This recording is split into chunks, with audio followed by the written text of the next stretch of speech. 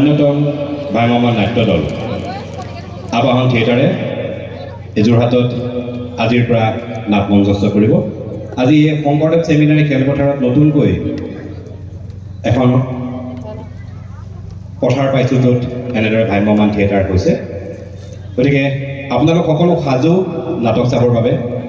আৰু আমি এই থিয়েটাৰৰ যিসকল পৰিচালনা সমিতিৰ উদ্যোক্তাসকলেও এই আপাহতে কিবাকিবি ব্যক্তিক আজি মঞ্চলৈ আদৰি আনি আপোনালোকৰ আগত চিনাকি কৰি দিয়াৰ লগতে এই অনুষ্ঠানটি শুভাৰম্ভ কৰিব বিচাৰিছোঁ।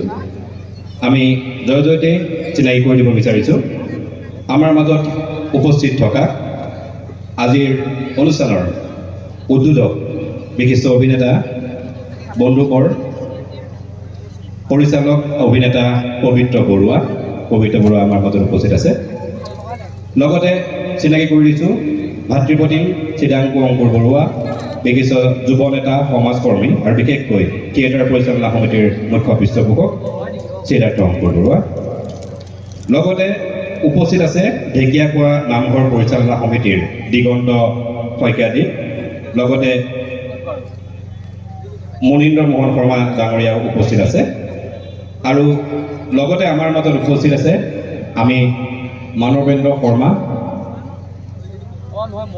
শৰ্মা আমি মঞ্চলৈ আদৰিছোঁ, তেখেতক আমি মঞ্চলৈ আদৰিছোঁ।